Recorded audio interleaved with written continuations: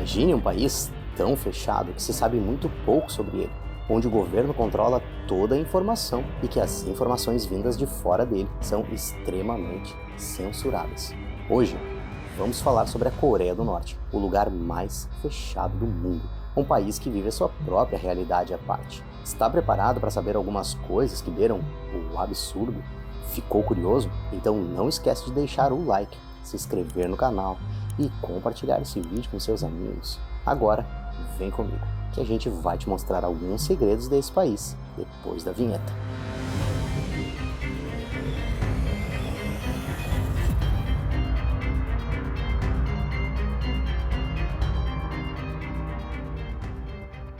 O que se sabe da Coreia do Norte, ou a maioria do que se sabe, vem de informações de poucas pessoas que já visitaram o local e cidadãos que conseguiram sair do país. De alguma maneira, conseguiram fugir de lá. Esse país vive uma autocracia, que é o regime em que o governante tem total controle sobre todos os setores da sociedade. A Coreia do Norte possui uma infraestrutura bastante deficiente em áreas como transporte e energia. O país tem uma rede de transportes incompleta e escassa, com forte presença de estradas de terra e problemas estruturais em portos e aeroportos. Já no setor energético, destaca-se a prevalência do uso de carvão mineral e ainda a ocorrência comum de apagões. No mesmo sentido, a Coreia do Norte possui problemas estruturais em áreas como saúde, educação e comércio. O acesso a serviços como saneamento básico é bastante precário no país. A cultura da Coreia do Norte é bastante singular, em razão do rígido controle do governo local no cotidiano da população. No geral, o acesso aos bens culturais estrangeiros é proibido, como mídias diversas, obras artísticas e livros. Assim, a população tem acesso somente aos bens culturais produzidos nacionalmente, que seguem uma linha adotada pelo governo central do país. Agora, essa vai pegar você de surpresa.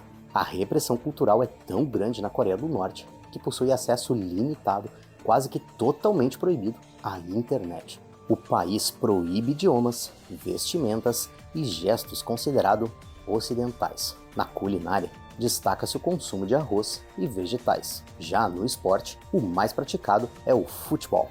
Uma coisa que você já deve saber é que existem duas Coreias, a do Norte e a do Sul. Mas você já se perguntou como e quando elas se separaram?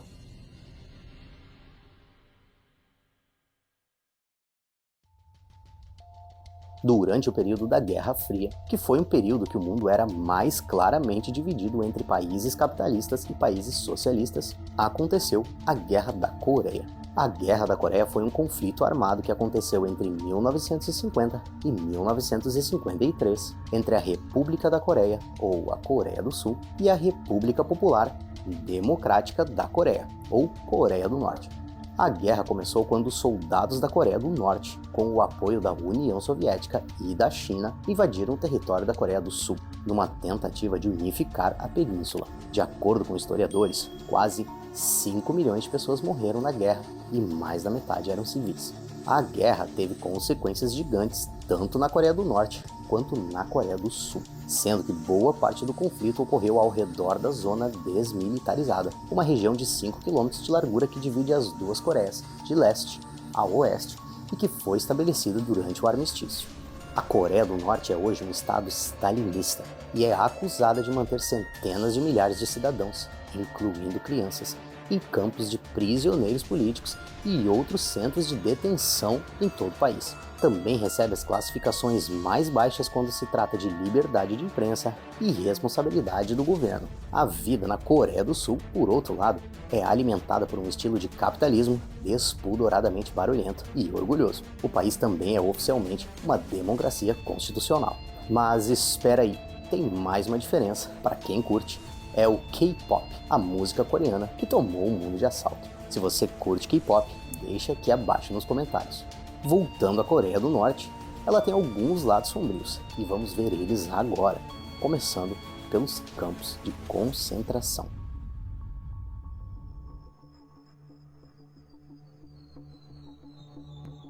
Você não ouviu errado. Os campos de concentração na Coreia do Norte são locais onde prisioneiros políticos enfrentam condições desumanas e trabalhos forçados. Estima-se que dezenas de milhares de pessoas estejam detidas nessas instalações, sujeitas a abusos sistemáticos dos direitos humanos. Todos os tipos de pessoas podem ir para um campo de concentração no país: desertores, críticos do governo, cristãos, coreanos vindos do Japão, membros do Partido Sênior e desobedientes. Essas pessoas são homens, mulheres, crianças e até idosos. Uma vez dentro de um campo, eles nunca mais são libertados. Portanto, morrem lá dentro da mesma forma que crianças também nascem. O campo Kwali-Su número 22, mais conhecido como Campo 22, é considerado o Auschwitz da Coreia do Norte. Em meados de 1980, quando o campo expandiu para outras áreas, foi dividido em 3 setores: Haenyong, a sede e o centro carcerário dos prisioneiros; Hyunbong-ri, onde havia mina de carvão, estações de comboio e alojamento dos guardas e prisioneiros individuais; e Naksang-ri, Sul-ri, Kulsan-ri e Nansok-ri, divisões de agricultura e alojamentos familiares, e os coreanos que me perdoem nessa. No campo 22, as condições eram desumanas e doentias. Estima-se que aproximadamente 2.000 pessoas morriam a cada ano, especialmente crianças, devido à desnutrição. Era dado mingau de milho e repolho como refeição única e diária para os prisioneiros. Por isso, muitos se alimentavam de insetos, ratos e até de terra.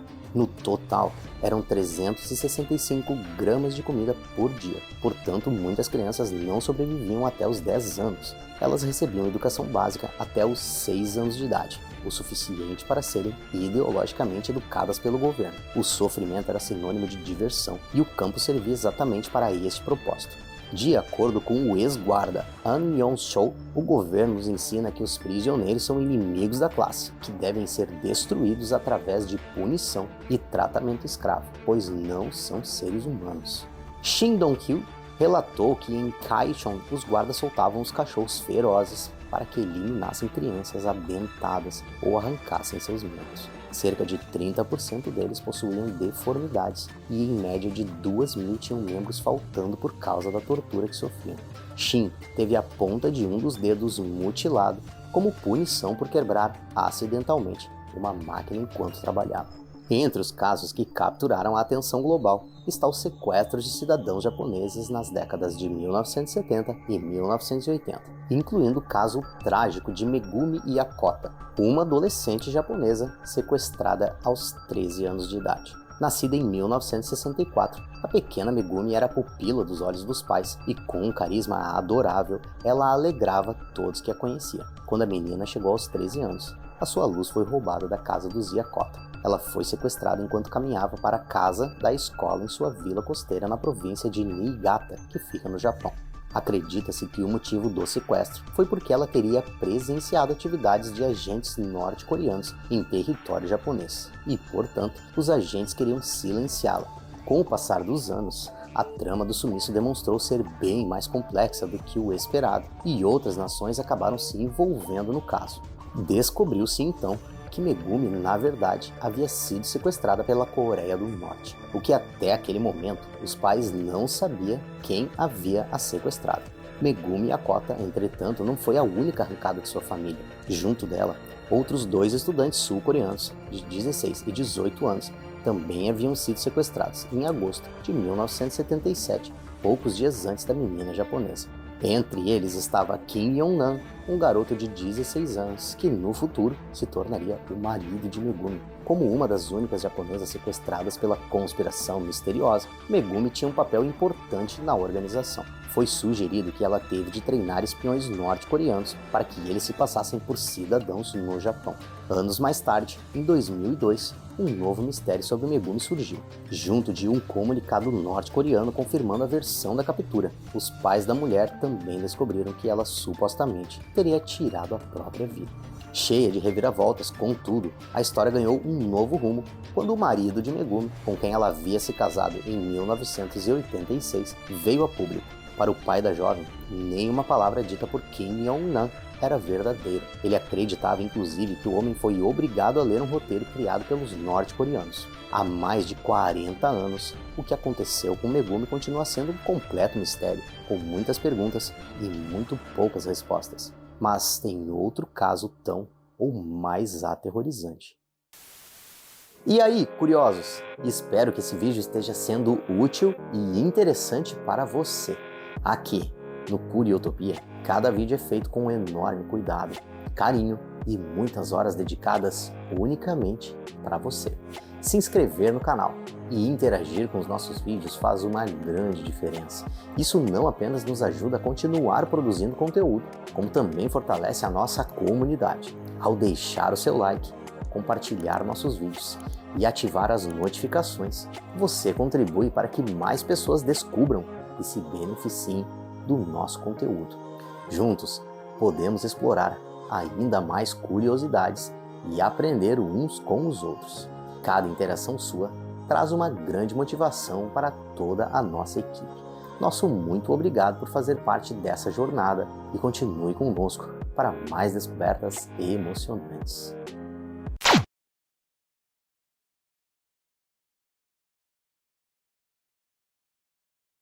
Na virada do ano de 2015 para 2016, Otto Warmbier tinha planejado uma viagem para Hong Kong e decidiu passar pela Coreia do Norte para ver como eram as festividades do Ano Novo naquele lugar. Para isso, contratou uma empresa de viagens chamada Young Pioneer Tours, cujo slogan era "Destinos que sua mãe provavelmente não gostaria que você fosse". O que poderia dar errado, não é mesmo? Entretanto, a empresa afirmou que a viagem era segura para turistas americanos. Com outros 10 estudantes americanos, ele pegou um voo de Pequim até a Coreia do Norte no dia 29 de dezembro de 2015. Participaram das festividades mantidas na praça Kim Il-sung antes de voltarem para o Yanggakdo International Hotel, onde estavam hospedados. De volta ao hotel, os jovens começaram a consumir álcool e as boas ideias começaram a dar espaço para atitudes mais arriscadas. Na madrugada de 1º de janeiro, depois de muita bebida, Warmbier supostamente tentou furtar um pôster de propaganda do governo em uma área que a entrada era restrita somente para funcionários. A peça continha a seguinte mensagem: "Vamos nos armar fortemente sob o forte patriotismo de Kim Jong-il, pai do atual líder supremo do país, Kim Jong-un". O que o americano provavelmente não sabia era que danificar e roubar itens com o nome ou imagem de um líder norte-coreano é uma ação de grande ofensa, além de ser considerado um crime. Depois do ocorrido, Otto foi abordado no aeroporto internacional de Pyongyang, pouco antes de embarcar de volta para Hong Kong. 2 guardas chegaram ao seu lado e começaram a guiá-lo para fora do local, sem dizer uma única palavra. E Otto não se demonstrou preocupado com a ação naquele momento. Seu grupo foi informado no avião por um policial que afirmou: "Otto está doente", e foi levado para um hospital. Cerca de 1 mês depois, sem notícias alguma de Otto, uma agência de informação norte-coreana veio a público dizendo que ele teria sido detido por atos hostis à República Democrática da Coreia do Norte. E por 6 semanas, novamente, não houveram mais comunicações. Somente no dia 29 de fevereiro de 2016, Otto veio a público, escoltado por 2 guardas e parecia estar participando de uma bizarra coletiva de imprensa na frente de inúmeras pessoas desconhecidas e provavelmente integrantes do governo norte-coreano.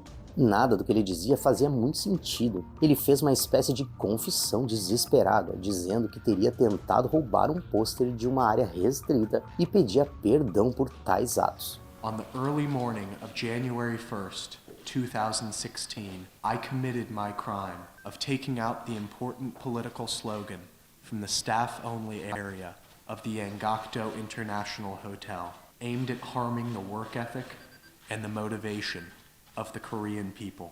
I understand the severity of my crime, and I have no idea what sort of penalty I may face. But I am begging to the Korean people and government for my forgiveness, and I am praying to the heavens so that I may be returned home to my family.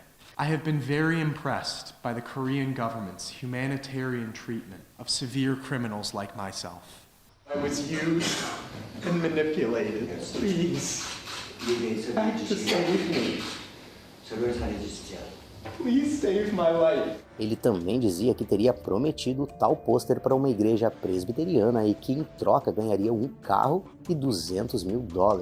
Segundo ele, a igreja tinha as intenções de fazer insultos pela falta de ética do governo norte-coreano quanto a questões trabalhistas. E, para finalizar, ele ainda revelou que tais atos eram de conhecimento da CIA.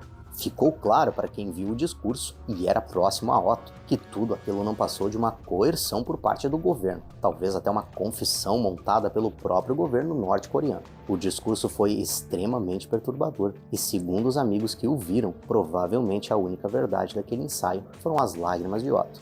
O fato foi que depois de julgado, fora da atenção internacional e em uma sessão de apenas 1 hora, Otto foi condenado a 15 anos de trabalho forçado pela suposta tentativa de furto. O vídeo da câmera de segurança, utilizado como evidência, tinha baixa resolução e mostrava uma figura brevemente tirando um pôster de uma parede e depois encostando-a na mesma, fora do lugar. Segundo informações, os oficiais norte-coreanos afirmaram que a saúde de Otto tinha decaído na prisão, que ele havia contraído botulismo de origem alimentar logo depois da sentença, algo descartado por médicos americanos pouco depois, e que entrou em coma induzido depois de tomar um comprimido para dormir. Depois de 17 meses de prisão e em estado vegetativo, o rapaz foi enviado de volta para os Estados Unidos. Os especialistas da Universidade de Cincinnati tentaram compreender melhor o que tinha causado o coma e se haviam sinais de recuperação. O americano não tinha nenhum indício de melhora, então os pais dele solicitaram a remoção do tubo de alimentação, fazendo com que o jovem morresse pouco tempo depois. A causa de ter entrado em coma ainda é desconhecida, e apesar dos pais de Otto terem acusado a Coreia do Norte de o ter torturado durante seu tempo na prisão, médicos legistas americanos afirmaram não ter encontrado sinais de violência de qualquer tipo no corpo do falecido. Mas se você pensa que essa foi uma decisão muito extremada, espere para ver o que vem a seguir.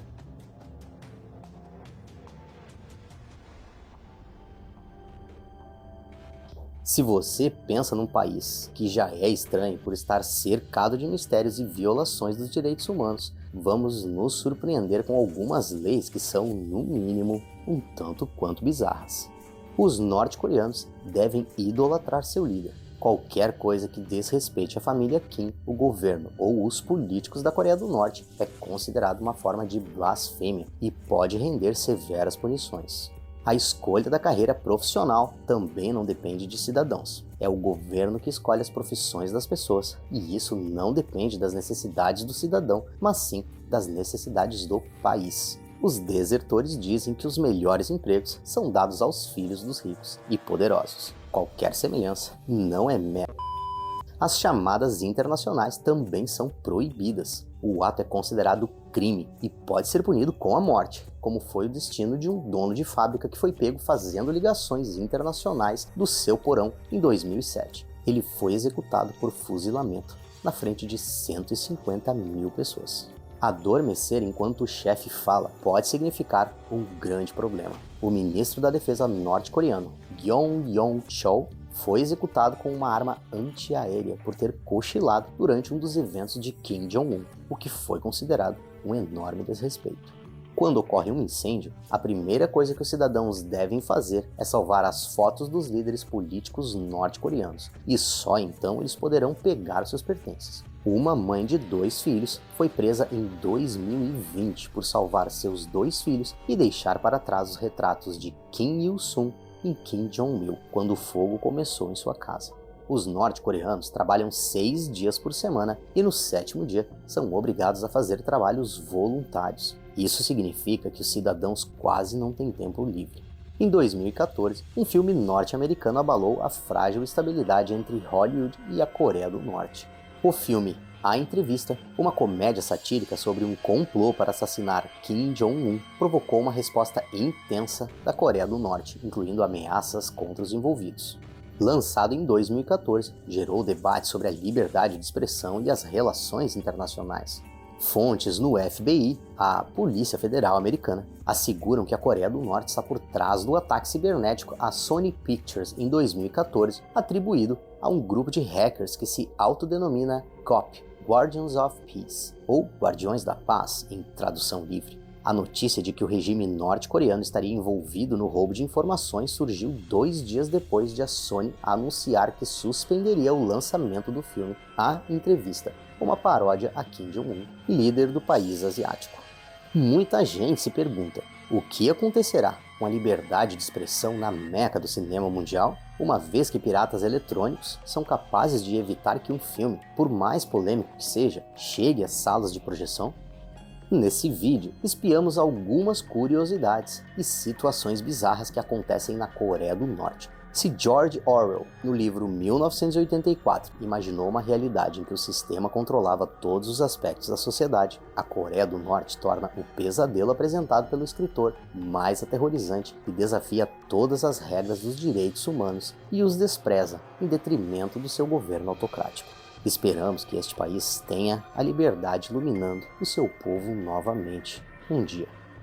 Apesar de ser um assunto bastante controverso, o que você achou desse vídeo? Se você curtiu, deixa o seu like, se inscreva no canal e ative o sininho. Assim, toda vez que a gente postar um vídeo novo, você será avisado.